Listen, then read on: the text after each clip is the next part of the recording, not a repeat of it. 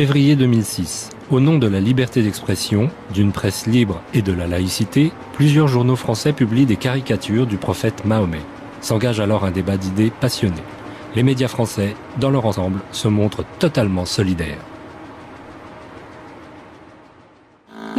Décembre 2003, sur France 3. Rappelons-nous, dans une émission au titre évocateur, un humoriste se risque à une autre caricature. Debout sur ce plateau est une provocation insupportable. Un acte antisémite majeur, et je pèse mes mots. S'il vous plaît, monsieur Fogel, auquel il vous faudra répondre. Oui, bien sûr, auquel il vous faudra répondre. Je ne dis pas ça.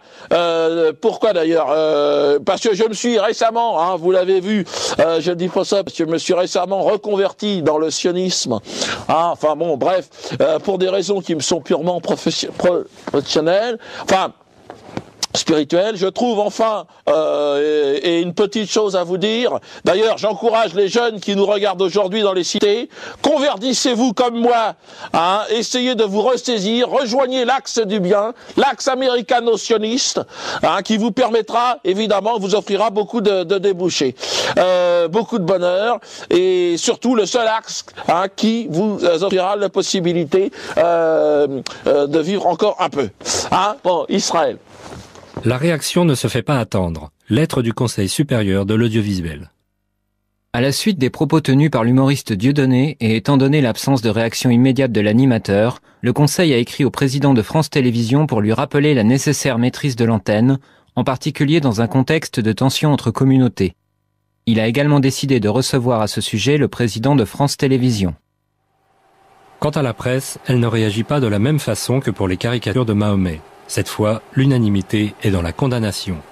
La liberté d'expression et la laïcité auraient-elles des limites? Ou bien, certaines caricatures seraient-elles intouchables? Ça va loin, la liberté d'expression. Ça peut aller jusqu'aux idées qui heurtent, choquent ou inquiètent, dit encore la Cour européenne des droits de l'homme. Les idées qui heurtent, choquent ou inquiètent. Voilà. Mais une fois encore, dans le cadre de la loi. Et la loi dit, on ne peut pas prononcer des paroles racistes, c'est-à-dire des paroles qui excluent. Pour pouvoir dire aujourd'hui que Dieudonné est un antisémite, il faut dire donc qu'il est un raciste, puisque c'est ce terme pour moi qui englobe les choses. Raciste, c'est celui qui exclut l'autre, qui porte atteinte à sa dignité parce qu'il le rejette. Moi, j'ai pas vu Dieudonné exclure qui que ce soit et rejeter qui que ce soit. J'ai vu Dieudonné avoir des propos, avoir des mots, parfois outranciers, oui, parfois outranciers, contre certaines personnes, ou contre la politique d'un État. Et alors?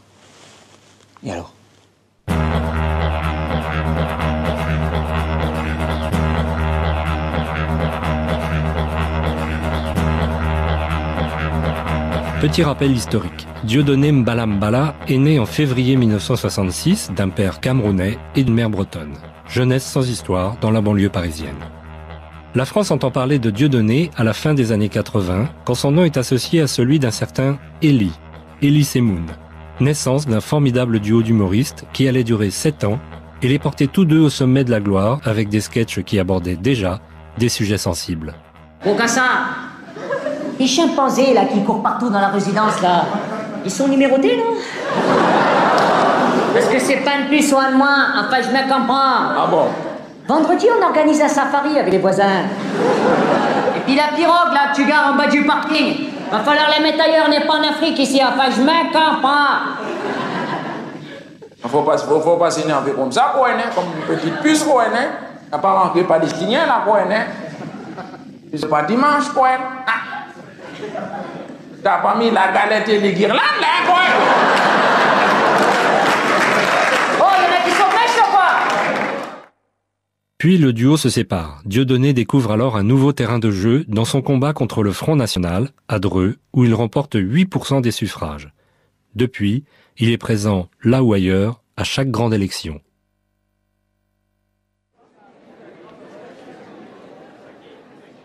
Maintenant en solitaire, il enchaîne spectacle sur spectacle, avec déjà quelques soucis judiciaires. En fait, la première affaire, c'était quand il était poursuivi par la Griffe, cette association catholique d'extrême droite, qui lui reprochait d'être raciste, anti-blanc et anti-chrétien. Ah non, mais ça m'énerve, moi, les religieux m'énervent. Je revois toujours Dieudonné expliquant au président de la chambre d'appel, Monsieur le Président, ça ne vous aura peut-être pas paru évident, mais je suis blanc. Ça permet de vous dire que je s'est demandé s'il se moquait de lui. Tous les religieux, tous, ils m'énervent. Ah non, mais ça suffit. Donc c'était le premier procès que je plaidais pour lui et la première relaxe. Libre penseur et profondément athée, Dieudonné ne reste pas là et assume ses convictions en caricaturant tous les extrémismes religieux. Ouais, mais on est des soldats de Allah, les mecs. Hein, on bosse pas pour Barba Papa non plus, là. Bon, bref, tais-toi, assis-toi, ne réponds pas. La date des attentats a été avancée au 11 septembre, évidemment, demain. Hein. Voilà, demain matin, 9h. La récompense, oui, mais j'y arrive, une seconde, les gars, là. Oui, mais je veux dire, Allah, c'est pas un ingrat. Hein, y aura pas de coup de but, c'est à la confiance aussi, les mecs. Arrive alors ce sketch sur France 3. De vivre encore un peu. Hein? Bon, Israël. Dieudonné se retrouve unanimement diabolisé par l'ensemble des médias qui le désignent comme l'antisémite numéro 1, un Le Pen noir ou même un nazi. Ironie du sort, c'est le spectacle Le divorce de Patrick, avec justement la fine équipe du 11 septembre, qui va alors faire les frais d'un nombre impressionnant d'annulations savamment orchestrées. Résiliation de contrat. Votre attitude et les discours que vous avez récemment tenus. Dérapage. Annulation de spectacle. Annuler la programmation. Risque de trouble à l'ordre public en raison d'une communauté israélite importante. Des propos inacceptables. Ne pas produire. Je ne tiens pas à ce que d'autres dérapages aient lieu à nouveau dans ma ville. Pour ne pas avoir de problème. Laissez passer l'orage. À Lyon, une nouvelle étape est franchie avec une descente musclée d'opposants durant le spectacle. Des spectateurs sont blessés. À chaud, sous le coup de la colère, Dieudonné donne une interview au Journal du Dimanche, dont une citation souvent sortie du contexte le poursuivra très longtemps de procès en appel. Un homme a été arrêté qui fait partie de ces mouvements d'extrême droite sionistes, racistes et xénophobes. Sale nègre, les juifs auront ta peau. Voilà le genre de slogan que j'ai entendu. Ce sont tous ces négriers reconvertis dans la banque, le spectacle et aujourd'hui l'action terroriste qui manifestent leur soutien à la politique d'Ariel Sharon. Et c'est dans un climat de tension extrême, entretenu par certains groupes très organisés, que les portes de l'Olympia se referment devant lui. En réponse, Dieudonné organise un spectacle-meeting devant le music hall parisien.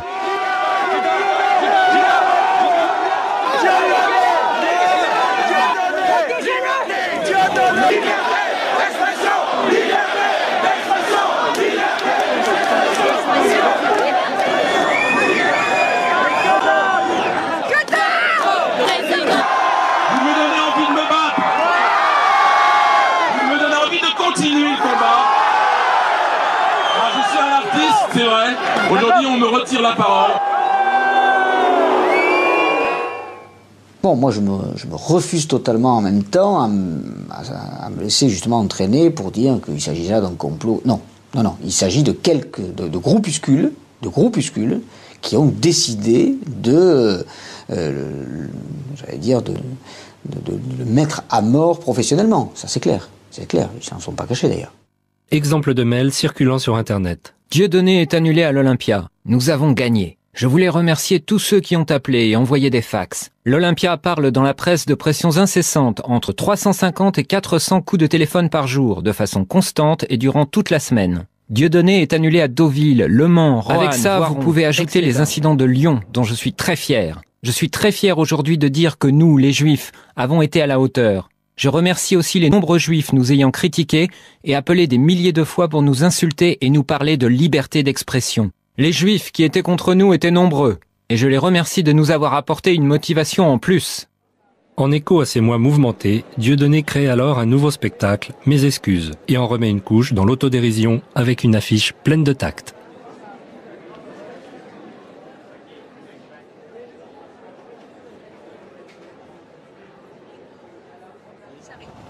Malgré l'océan séparant le Québec et la France, Dieudonné arrive à Montréal en pleine tourmente. L'affaire Dieudonné s'y est exportée car le Bnei Brit, organisation de la communauté juive, a en effet envoyé une lettre à la direction du festival demandant à ce que l'antisémitisme de Dieudonné ne trouve aucune tribune au Québec. Pas de bon sens. Par mesure de précaution diplomatique, il est logé dans un autre hôtel que celui où résident habituellement les participants. Ça a l'air bien aussi ici. Ah oui, c'est beau d'ailleurs. C'est beau. Et dès le lendemain, une conférence de presse attire une foule de journalistes jamais vus de mémoire de 20 ans de festival. Moi, je parlais de colons israéliens. Donc, je n'ai pas fait un sketch sur les Israéliens. Je fais un colon israélien, un homme qui a un treillis militaire. C'est quand même un militaire. On peut me prêter tout un tas d'intentions, mais je me dis, bon, il est important aujourd'hui de dénoncer la politique du repli communautariste. C'est ce que je fais. Je crois être cohérent, en tout cas, et dans mon discours et dans mes sketchs. Je suis un non-violent, je vous l'ai dit. Je n'ai pas fait mon service militaire. Les armes ne me concernent pas. Je pense que la paix va passer par la discussion et puis par l'effort de chacun de transcender sa propre notion communautaire. C'est-à-dire de se dire, voilà, j'appartiens avant tout à l'humanité. Et la paix, à mon avis, viendra de l'effondrement, de la dissolution de ces frontières. Mais c'est un concept, je suis prêt à en discuter, peut-être que j'ai tort. Je suis directeur général du Congrès juif canadien, région du Québec, qui est affilié au Congrès juif mondial et tout ça. Et on est ici pour vous entendre. On va être là soit samedi ou la semaine prochaine pour voir le spectacle. Et pour nous, il y a deux principes, deux enjeux très importants ici au Québec. Un, c'est évidemment votre droit, M. Roson, d'avoir booké ce show et Dieudonné de le livrer. C'est un principe sacré, la liberté d'expression. Et surtout quand on parle de la domaine de l'humour, il faut que les contraintes soient assez larges. On est une communauté très dévouée à la liberté d'expression, c'est évident. En même temps, il y a des contraintes, il y a des limites à ça, pour assurer l'humanisme et tout ça, et je ne peux pas faire pousser, c'est pourquoi on va venir vous voir avec grand intérêt, de faire une rencontre, ça nous ferait grand plaisir aussi, de voir si de notre lecture, et peut-être la lecture des Québécois, nous tous, ça risque de dépasser les limites. On ignore si oui ou non, c'est pourquoi on va être là pour assister au show, mais on défend avec acharnement évidemment votre droit de faire le spectacle. Y a-t-il des limites en même temps? Oui. C'est en tout cas passionnant et c'est tout l'objet de mon travail, ouvrir ce débat. Et si mon travail peut faire en sorte qu'on ait des choses à se dire, à parler ensemble, dites là, selon moi, c'est parfait, je suis prêt à entendre tout ça. Il faudrait vraiment qu'on ressente et que ça soit clair de façon évidente que les propos qu'il tient sont haineux et encouragent le mal, quelque chose de malicieux. Je ne l'ai pas ressenti comme ça. Je l'ai fait voir par beaucoup de gens autour de moi, de mon équipe. Tout le monde en a été enchanté. Au contraire, on trouve que ça fait avancer. Et même, j'ose même prétendre que ça contribue à atténuer les tensions. À l'inverse de ce à quoi est habitué Dieudonné en France, au Québec, le dialogue semble possible. Un avocat du Bnei Brit accepte même un débat contradictoire sur la chaîne de télévision publique Radio-Canada. Ah oui, là, c'est la réaction, là. C'est la NASA. C'est à l'américaine, dites donc.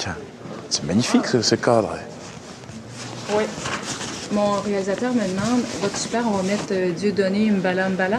Oui, c'est bien, c'est mon nom, si vous voulez. C'est bon, Jean. Et après, est-ce que je peux vous appeler Dieudonné? Mais oui, je comprends bien. J'ai juste peur de me je comprends. Okay. Mesdames et messieurs, bienvenue à la part des choses. La présence de l'humoriste Dieudonné à Montréal provoque une mini-controverse.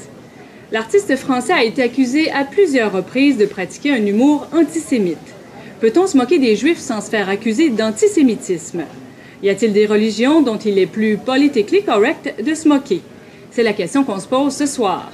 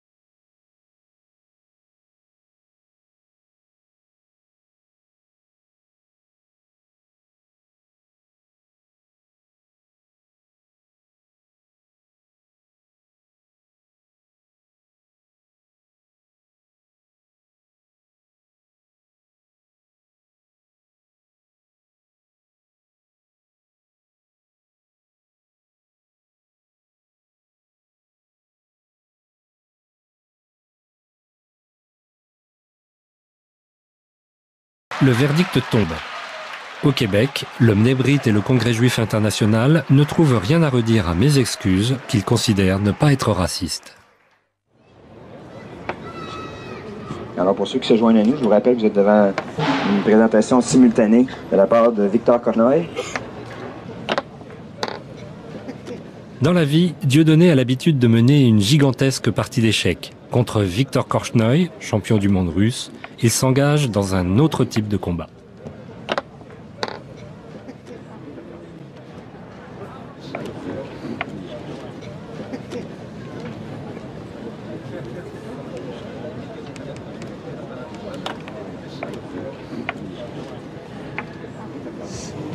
Non, un abandon déjà. Il n'y a pas grand chose à faire, je crois. Enfin, bon, la résistance, c'est de la résistance.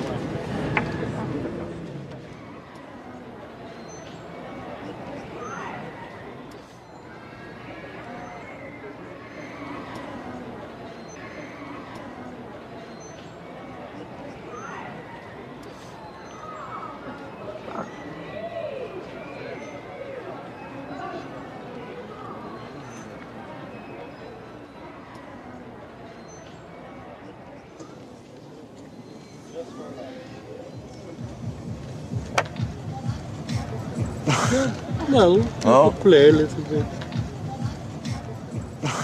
Jouer contre Korchnoi, c'était bien, c'était bien. Mais c'était pas perdu non plus complètement. Non. On était dans une position où je pouvais lui échanger ma dame contre ses 2 tours. Mais attends.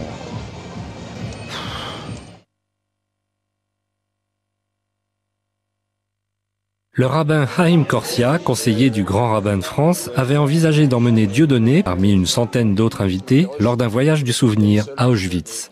Devant le tollé provoqué par cette proposition, décision est finalement prise d'annuler la venue de l'humoriste. Moi, je voulais que tu prennes conscience d'abord, et tu l'as senti tout de suite, que ton sketch avait blessé des gens. Au-delà de ce que la justice peut dire. La justice, elle dit, d'après les lois, c'est pas antisémite. Mais les lois, c'est une chose, et la morale, c'en est une autre. C'est-à-dire que il y avait des gens qui étaient touchés, blessés dans ce qu'ils sont, d'où mon invitation. Mon invitation, c'était de dire, viens voir pourquoi ils sont si sensibles. Et je crois que tu as répondu à cela par une autre main tendue. Tu aurais pu considérer que je venais t'agresser, pas du tout. Ou que je venais te faire la leçon, pas du tout. Je suis venu te parler en équité, en égalité. Je n'étais ni un donneur de leçons pour toi, ni un censeur qui venait te dire c'est bien, c'est pas bien ce que tu as fait dans ta vie. Je te dis simplement, tu as une capacité de parole, tu es écouté probablement parce que les gens sentent que tu es sincère dans ce que tu fais. Mais tu es comme tu es, un peu taquin parfois, un peu brouillon parfois, mais en tout cas sincère dans ce que tu fais. Et moi je pense que cette sincérité, elle est la colonne vertébrale de ce que tu es. Donc mon idée était simple, viens voir ce qu'il y a, et après tu pourras parler en connaissance de cause, en sachant très bien que le simple fait de te mettre devant ce lieu, ça allait te faire percevoir peut-être au-delà de la loi, de ce que la loi dit. Bon, moi je pense que la loi a une vocation simple de retisser du lien avec les gens. Et j'ai jamais considéré que le monde était partagé entre les gentils d'un côté et les méchants de l'autre. Le monde est partagé entre des gens qui ont des choses à bâtir ensemble. Moi, je venais bâtir avec toi quelque chose. Je dois dire que, de la même façon que toi, tu as pu être heurté par les attaques brutales des uns des autres contre toi, moi, j'ai été stupéfait de la violence que ça a pu susciter chez certains et touché de l'adhésion de beaucoup à cette invitation qui était pour moi une parmi 120 autres invitations. Il y a 120 personnes dans le voyage, j'avais 120 personnes que j'ai invitées de la même façon. C'est marrant de savoir qu'il n'y a que toi, quand je t'ai invité, il y a surpris tout le monde. Bon, ceci dit, je me rends compte maintenant avec ce qui se passe avec un révisionnisme latent chez certains, que les véritables ennemis de la République et de la démocratie, c'est ni toi ni moi, me semble-t-il, c'est d'autres, et on a intérêt à mettre en commun nos forces pour lutter contre ça, c'est-à-dire pour faire revenir une volonté d'être ensemble, une volonté de vivre ensemble dans cette société. Moi, je le fais dans les cercles dans lesquels je suis entendu, toi, tu le fais dans les cercles dans lesquels tu es entendu. Voilà, c'est simple. C'est-à-dire que j'estime qu'il y a des gens avec qui il n'y a plus rien à dire. Il y a un moment où des gens se mettent dans une telle situation qu'ils coupent toute possibilité de parole. Je pense que non seulement tu n'étais pas à ce niveau, mais tu crois en des choses dans lesquelles je crois. Tu crois dans les hommes, tu crois dans le rire, tu crois dans la République, tu crois dans la capacité qu'on a à changer le monde. Alors moi, je crois en ça aussi. Alors, de ce point de vue-là, j'assume cette invitation. Et le geste qui est important là-dedans, c'est je veux comprendre ce qui vous arrive. Et je comprends que c'est là que ça se passe, la spécificité de ce qui vous arrive.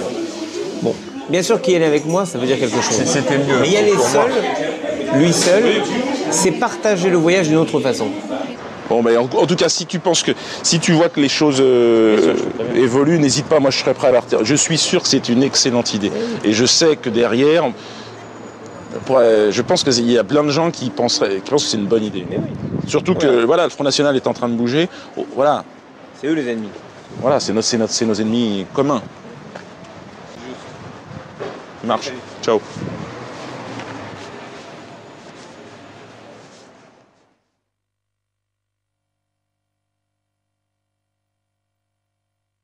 Pour résumer, un groupe d'individus de bonne volonté se mettent autour d'une table, ce que nous sommes en train de faire, et décident, voilà, nous croyons en rien. Nous ne sommes pas représentés, donc il serait peut-être intéressant qu'on puisse se rassembler et peut-être élire parmi nous un grand rien qui va être notre porte-parole, le représentant de rien sur Terre. On pourrait s'identifier au moins à ça, parce que c'est vrai, au moins on s'identifie à ça. C'est-à-dire que tu t'identifies à rien. Mais oui. Il n'y a que ça d'intéressant. Il n'y a que ça d'intéressant dans le projet, ce sont les réponses avec le rien à l'intérieur. On part vers quoi? Vers rien. C'est-à-dire que moi je crois en rien. Et je crois que c'est complémentaire au tout. C'est-à-dire qu'on est complémentaire à ceux qui croient. C'est-à-dire, ils croient, ils croient, mais pour croire en tout, il faut forcément qu'il y ait rien autour, quoi. Sinon ça n'a pas de sens. À partir de là, c'est vrai, hein, il faut se trouver un vrai délire. Et à l'intérieur de ce délire, on va avoir, parce qu'on en a trouvé plein, il y aura des formules choc. Et ce sont ces formules choc qui feront que nous pourrons avancer dans quelque chose de très personnel. Moi, il m'est arrivé tout un tas de trucs ces derniers temps par rapport aux religieux, par rapport aux religions, et j'ai bien réfléchi, quoi. Je me suis interrogé. Je pensais qu'on était, il y a un vrai projet républicain, liberté, égalité, fraternité. Je me suis aperçu que c'était pas la réalité. Qu'en fait, on avait tous d'autres étiquettes, quoi. Et je me suis aperçu que je ne correspondais à aucune, en fait, chapelle ou aucune église. Merde, je ne suis représenté par personne. Alors, je suis un noir. Alors, il faut un conseil de représentatif des noirs, alors, pour me représenter, parce que personne ne parle pour moi. Alors, quand tout d'un coup, je me suis aperçu qu'il y avait un communautarisme énorme. Et je me suis dit, pour combattre ces frontières, allons à l'origine de ces frontières, et j'ai l'impression qu'une grande partie de ces frontières se sont montées sur le sentiment religieux, sur le sang, sur la guerre, sur tout ce qu'on veut. Je l'ai ressenti au travers du travail de Daniel dans ce qu'il a fait, ça m'a toujours fait marrer, justement cette quête de la liberté d'expression, la liberté de penser. Moi j'ai l'impression que c'est simplement un groupe de libres penseurs, essentiellement des gens qui ont une utopie, qui est une sorte de liberté d'espace au niveau du champ de création, et je crois que l'idée d'une église athée aujourd'hui, c'est un truc qui fait mouche dans l'inconscient. J'ai l'impression que les gens, ils vont s'arrêter sur cette idée-là. On dit, ouais, c'est fort.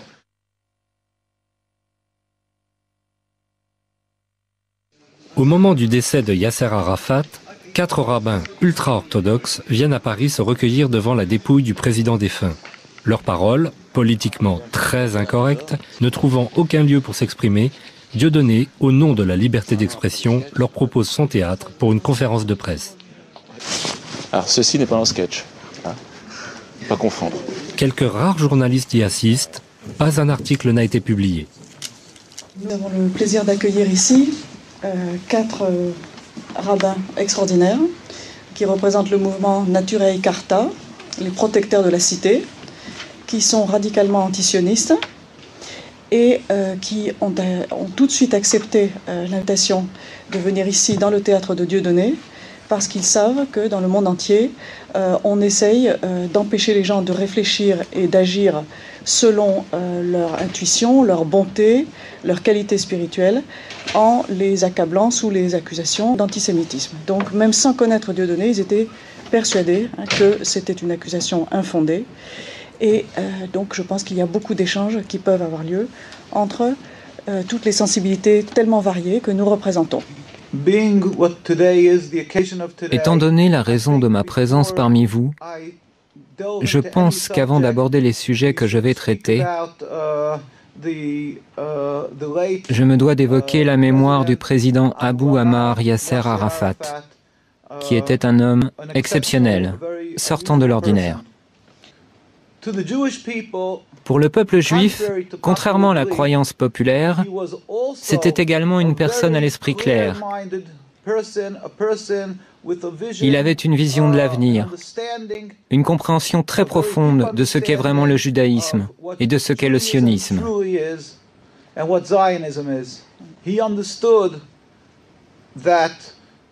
Il avait compris que le judaïsme est une sainte religion, plurimillénaire.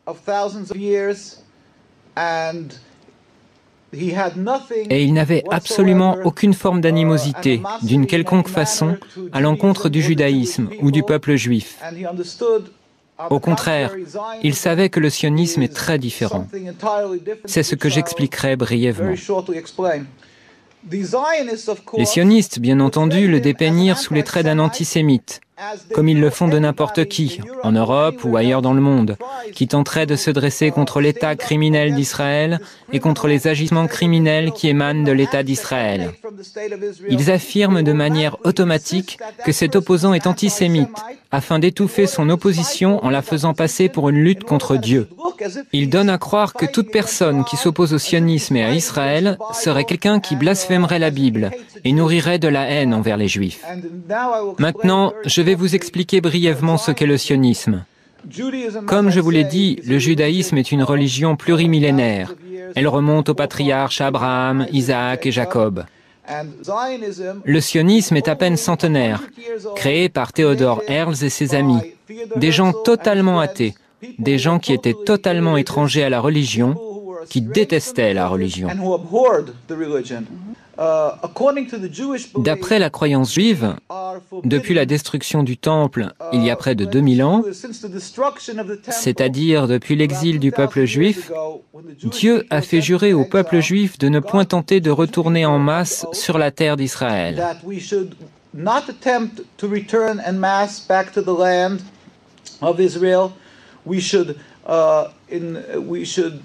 Nous ne devrions jamais nous rebeller contre une quelconque nation. Et nous ne devrions jamais rien tenter afin de mettre un terme au décret exilique émanant de Dieu. Seul Dieu, sans la moindre intervention humaine, peut mettre un terme à cet exil. Et Dieu est très compatissant. Il regarde tous les peuples qu'il a créés, et donc le peuple juif parmi eux, dans l'exil. Et c'est quand il jugera le moment opportun qu'il mettra immédiatement un terme à l'exil. Il se produira alors une révolution métaphysique dans le monde. Le monde entier reconnaîtra qu'il n'y a qu'un seul Dieu, et il le servira, rassemblé dans l'harmonie et la paix. Nous n'utiliserons pas les armes, ni ne lancerons une offensive militaire pour convaincre les gens qu'il n'y a qu'un Dieu unique. Simplement, nous nous lèverons tous ensemble pour servir Dieu, ce à quoi un juif aspire, ce qu'il espère, ce pour quoi il prie. À l'époque, au début du sionisme, à ses prémices, les rabbins se sont insurgés unanimement. Ils protestaient, disant « C'est un blasphème, c'est de la rébellion contre Dieu. Si cette idéologie est mise en application, nous en souffrirons terriblement. » Malheureusement, les sionistes ont réussi. Tout d'abord, ils voulurent aller en Ouganda. Là-bas, il y avait des terres vierges, mais ils comprirent que la nation juive ne les suivrait pas.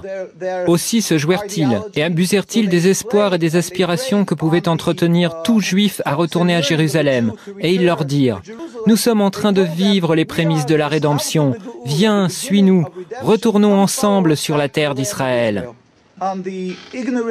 S'appuyant sur l'ignorance des multitudes non-juives dans le monde entier, ils abusèrent de leur compassion, escomptant qu'elle prendrait pour argent comptant ce que dit la Bible, à savoir que cette terre appartient aux Juifs, et diraient qu'on leur donne la terre.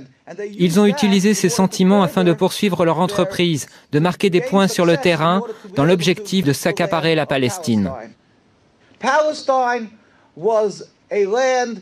La Palestine était un pays peuplé d'êtres humains, les Palestiniens, c'est-à-dire les Arabes habitant cette contrée, ainsi que des Juifs orthodoxes qui craignent Dieu. Et tous dirent comme un seul homme, « Nous ne voulons pas d'un État d'Israël, nous ne voulons pas de ça. » Et étant donné que les sionistes ont usurpé la terre, qu'ils sont allés en Palestine et qu'ils l'ont volée au peuple palestinien, ils ont soumis ce peuple par la force des armes, puis ils l'ont expulsé. C'est là une seconde grande tragédie, une transgression, une rébellion contre Dieu, un agissement criminel contre Dieu. Et tous les rabbins étaient contre ces exactions. Ils étaient ulcérés, révoltés par ce que ces juifs non religieux, ces sionistes, avaient fait. Je terminerai par ceci. Je tiens à dire simplement que les sionistes, bien loin d'être les protecteurs des juifs et les garants d'un havre de sécurité pour eux, sont en réalité les principaux responsables de l'antisémitisme dans l'ensemble du monde. Là où l'antisémitisme n'existe pas, les sionistes le fabriquent. Ils sont les principaux responsables des dissensions et de la haine envers les juifs dans le monde entier. Nous prions. Nous demandons à tout le monde de prier pour la liberté de la Palestine et pour la venue du jour où la gloire de Dieu sera révélée au monde entier et où nous pourrons tous le servir dans la paix et l'harmonie dans un futur proche. Amen.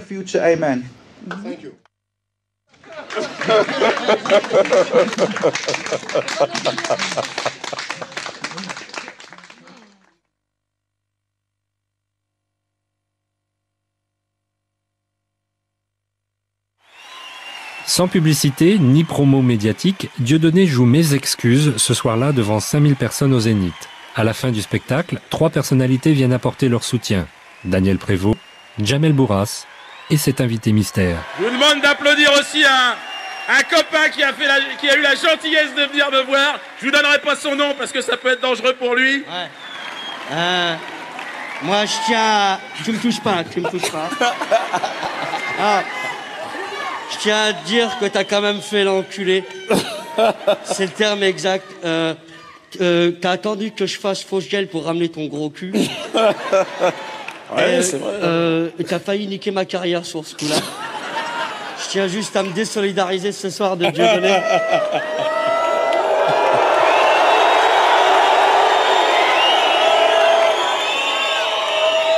Ah ouais? C'est pas vous qui avez été obligé de faire Drucker avec Enrico Macias. C'est pour ça que vous êtes plein de cul.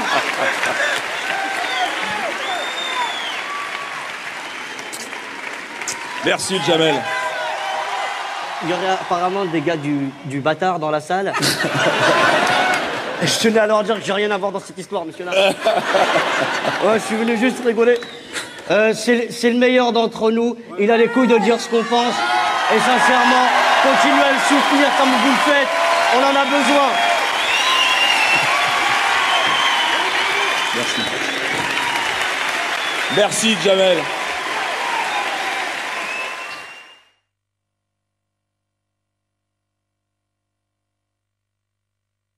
Trois événements médiatiques ouvrent ce mois de février. Tout d'abord, un article de Bernard-Henri Lévy dans Le Point. Dieudonné, fils de Le Pen. Jean-Marie Le Pen n'avait que des filles, et bizarrement ingrate par les temps qui courent. Eh bien voilà, c'est réparé, l'actualité bonne mère est en train de lui donner des fils. Enfin un, en tout cas, Dieudonné, dont le dernier show au Zénith il y a quelques semaines maintenant, n'a pu que combler d'aise le vieux chef du Front National. Pour mémoire, c'est ce même spectacle qui, quelques mois plus tôt, avait été jugé non raciste par le Mnebrit et le Congrès juif canadien à Montréal. Vient ensuite, à la rubrique antisémitisme, le retournement de Jamel Debbouze dans Le Figaro. J'ai compris depuis qu'on ne pouvait pas rire de tout, avec tout le monde.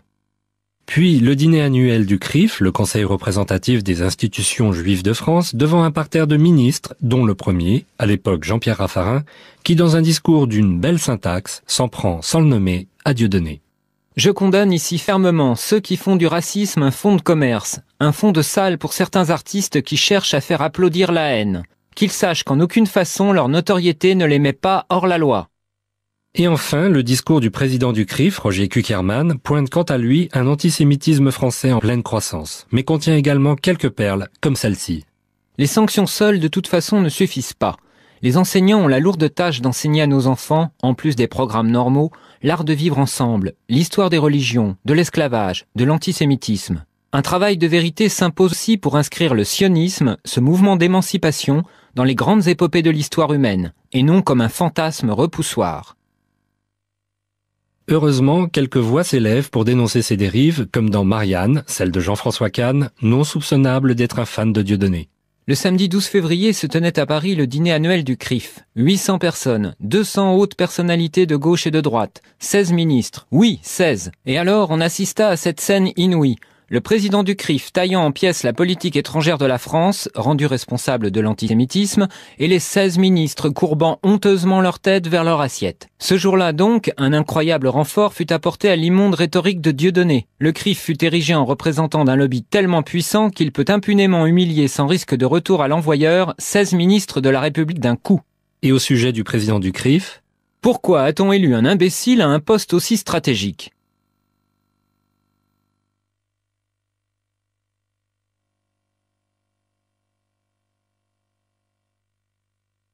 Invité par une association culturelle, Dieudonné vient à Alger pour y jouer Mes excuses. Comme toujours, avant un spectacle, il tient une conférence de presse. Dans la salle, un envoyé spécial du site internet français Proche-Orient Info, qui est tout sauf une agence de presse officielle, lance rapidement une dépêche sur laquelle se trouve une fausse citation de Dieudonné. La Shoah est une pornographie mémorielle. Aussitôt, sans appliquer le b.a.-ba journalistique de la double vérification de l'information, auprès du principal intéressé par exemple, des journaux se ruent sur l'information. Le Parisien en fait sa une et 3 pages, ainsi que Le Figaro, Libération, jusqu'à l'étranger, comme ici le Matin de Lausanne, en Suisse. Une fois le mal fait, le site Proche-Orient Info se permet d'aller jusqu'à une falsification en contravention totale avec toutes les règles déontologiques. La preuve. Page de gauche, la première dépêche datée du 17 février 2005 à 16h16. La Shoah est une pornographie mémorielle. Page de droite, quelques jours plus tard, la même dépêche, toujours datée du 17 février 2005 à 16h16, est alors corrigée par ceux qui ont déclenché le nouveau lynchage en « La Shoah suscite une pornographie mémorielle ». Même falsification sur la deuxième page de cette dépêche. Page de gauche, pornographie mémorielle, ainsi qualifie-t-il la Shoah. Page de droite, pornographie mémorielle, ainsi qualifie-t-il la mémoire de la Shoah. Avec un exceptionnel sens du cynisme, Proche-Orient Info, à l'origine de la confusion, selon le Nouvel Observateur lui-même, avoue avoir commis une petite erreur. Vérification du vieil adage, calomnier, il en reste toujours quelque chose. Ce que la presse a fait pour pornographie mémorielle, qu'est-ce que c'est d'autre qu'un dérapage ? Ne pas aller vérifier les sources, se permettre de placarder en une d'un journal des propos qu'il n'a pas dit et les lui prêter sans avoir vérifié. Mais c'est quoi ça, si c'est un dérapage?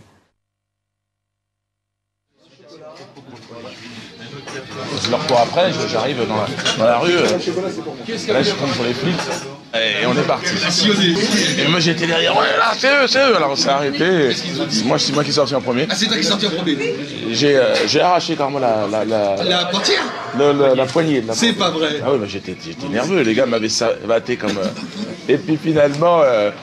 les flics sont arrivés, bon là ils ont commencé à sortir.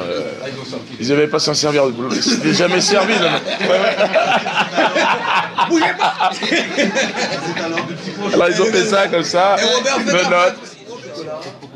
En métropole, cette information intéresse peu les journaux qui n'y consacrent que quelques lignes et oublient souvent de signaler les séjours prolongés des agresseurs de Dieudonné en Israël.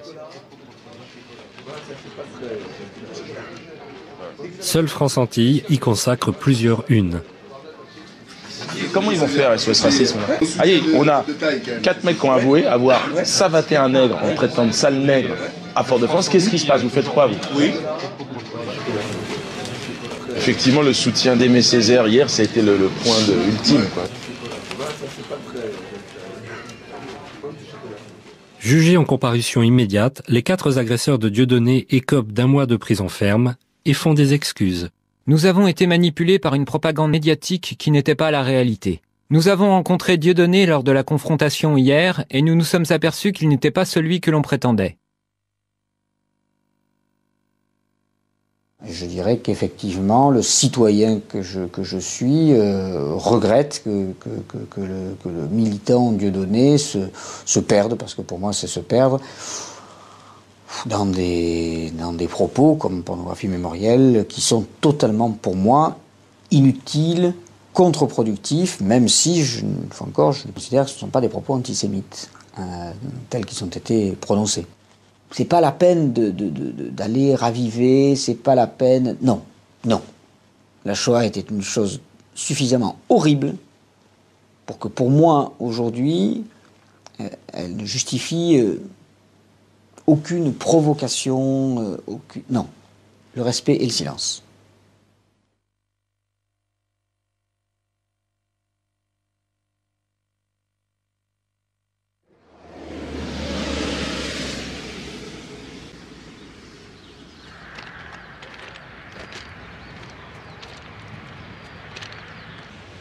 C'est ici? C'est ça?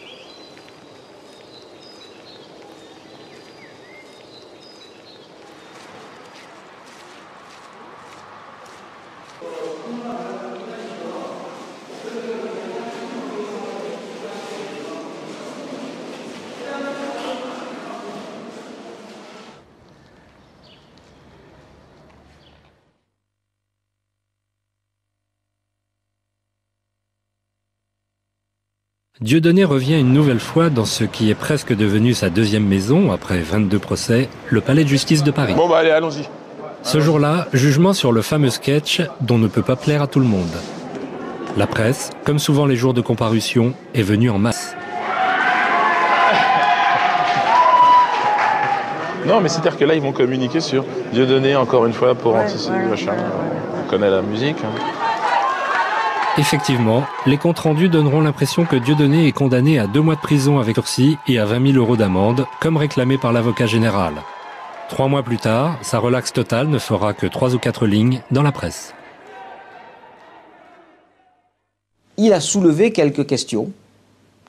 Et là, il était dans un rôle de bouffon de la République, qui était un rôle important et nécessaire. Mais alors, du coup, on l'a affublé des habits du bouc-émissaire. C'est parfait. Bon. C'est exactement ça, le rôle du bouc-émissaire. Sauf que je rappelle que le principe du bouc-émissaire, c'est que haro sur le bouc-émissaire, mais les problèmes qu'il a soulevés, ils restent toujours, même si on met le bouc-émissaire à mort. Les Chinois ont une autre manière d'exprimer ça. Quand le doigt montre la lune, le sot regarde le doigt. C'est le même principe.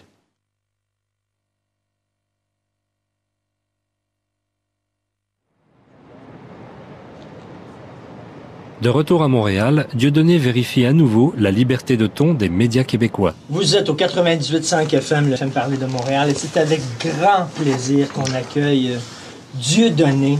Dieudonné, il y a quelques années, a participé à un sketch à la télévision où il se moquait, et vous me corrigerez si je suis dans l'erreur, des sionistes. Oui, oui. Là, il y a une différence entre les juifs et les sionistes. Les juifs, c'est une religion. Les sionistes, c'est la branche extrémiste qui vraiment, en Palestine, entre autres, ils sont en train d'occuper des territoires et puis vraiment de faire reculer les Arabes. Alors, il a fait un texte critiquant les sionistes. Et là, du jour au lendemain, parce que lorsqu'on critique Israël, et lorsqu'on critique les sionistes, pour certaines personnes, on est nécessairement antisémite, ce qui est complètement con. Vous avez fait un spectacle pour répondre à ces gens-là qui s'appelle Mes excuses, qui a été présenté l'an dernier, je crois, à Montréal. Un spectacle exceptionnel, d'un courage incroyable. Et puis, ça avait fait, lorsque ça a été présenté à Montréal, il y a eu des débats pendant une semaine, on devrait faire interdire ça. C'est une honte que M. Roson accueille Dieudonné dans son festival. Il y a eu même, on a envoyé des gardiens de la communauté juive là, qui étaient là au spectacle pour voir si c'était acceptable ou pas. Vous avez eu le feu vert, là. Vous avez eu leur bénédiction. Oui. Les Juifs vous ont dit que c'était correct. Vous pouvez, ils vous ont donné la permission de continuer à faire votre spectacle. Oui, c'est ça. Vous êtes content, quand même. Ils vous ont donné cette permission-là. Non, mais c'est bien résumé. Ce que vous avez dit là, sur une radio française, je ne l'ai jamais entendu. Je pense qu'on ne peut pas s'exprimer de cette façon-là. Sérieusement? Ah ouais? Ah, mais je vous le dis. Une autre heureuse surprise, organisée par Gilbert Rozon, président du festival Juste pour Rire, attend Dieudonné. Séquence retrouvailles. Où est-ce qu'il est le directeur artistique, là? J'aimerais bien les voir, ces imitateurs-là. Leur mission, commenter la prestation de deux imitateurs d'Élie et Dieudonné dans l'émission de Laurent Ruquier sur France 2. On va partir en improvisation. On va partir. Non, mais vous comprenez, 15 ans, tais-toi, Gilbert. 15 ans de. Voilà, c'est ça, les vieux ringards. Ok, c'est bon, on a 15 ans. Vous l'avez trouvé pas mal? On commence par un faux fou rire. On nous a pas. Hein. On commence par un faux fou rire. Bah oui. Deux prises sont alors tournées. Juste pour le plaisir, en voici une en version intégrale. Oh, Ruquier. Non, mais Ruquier, je te jure, c'est vrai j'adore. que... Ah ouais? Ah, j'adore. Ouais, j'adore. il a des trucs quand même mais qui non, fait... mais t'as vu, à un moment, il dit. Qu'est-ce qu'il a dit déjà? Oui, c'est ça, c'est ça qui m'étonne. Je bien, parle pas en fait. Hein? Par contre, quasiment pas. ouais, Ouais, les j'ai deux... l'impression qu'il y a un type derrière qui Ouais. lui fait tous ces dialogues. Mais les deux là, non. T'allais dire? Ah, les deux, affligeants. Pierre, qui ils imitent qui Je sais pas. Je sais pas. Le petit là, on dirait un rat musqué, tu sais? C'est normal. C'est vrai. Le type qui l'imite, moi je lui fais, je serais lui, je ferai un procès. Hein. Non, mais je suis... Et alors l'autre là, le gros là, Alors, je comprends pas. vaguement, il me fait vaguement penser à toi.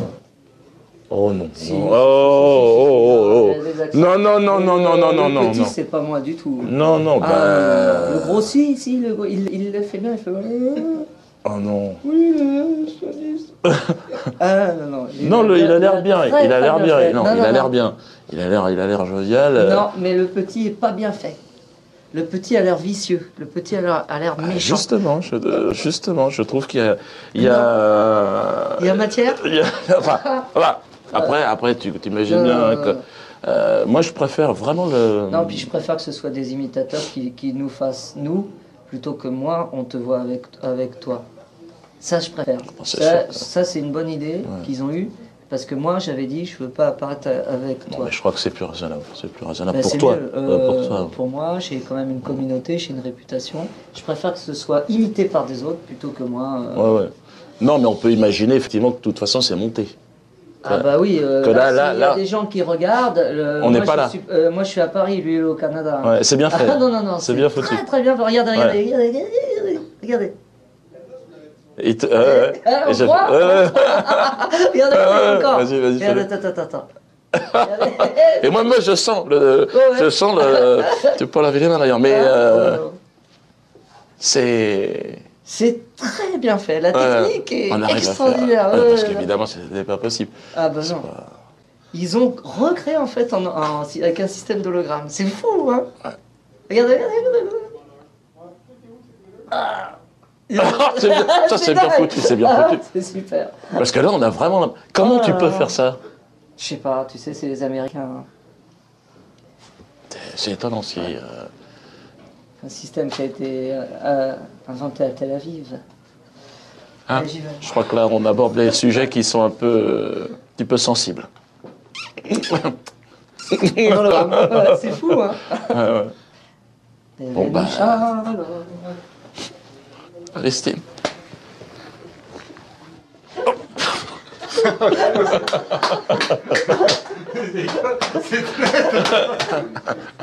Êtes-vous content comme ça? C'est drôle. Très beau cadeau, les gars. Bon, merci beaucoup. Très beau cadeau. Je pense que vous allez être content de vous. Ça va être gros, ça. C'est surtout pour Élie que ça va être compliqué, parce que, bon, ben... Non, ça va aller. Je m'en fous. Ah, t'étais invité partout, t'avais... Une fléchette. Bon, ben... je crois que... Tu peux mettre en biais, non? Un truc comme ça, non? Ah bon, c'est pas grave. C'est marrant. Est-ce que tu as tout le poster? Fais-ça avec tout le poster, ça doit être postéré les deux. J'ai l'impression que je vais... Attends, je vais aller peut-être jusqu'au bout. Ne loupe pas quand même. Attends, parce que... hein? Pourquoi?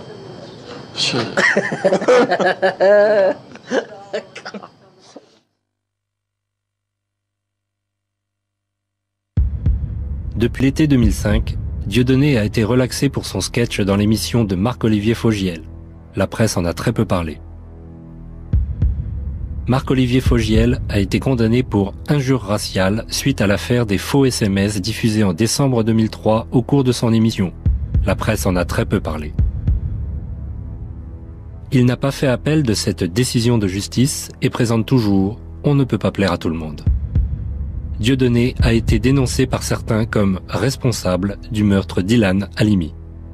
Dieudonné a été condamné pour injure raciale suite à son interview dans le Journal du Dimanche en février 2004. La presse en a énormément parlé. Il a fait appel, la presse l'a peu dit.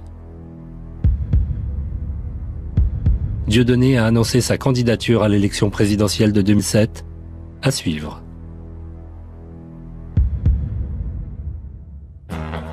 Les auteurs et techniciens de ce film ayant l'intention de continuer à travailler ont pris la décision collectivement de rester anonymes.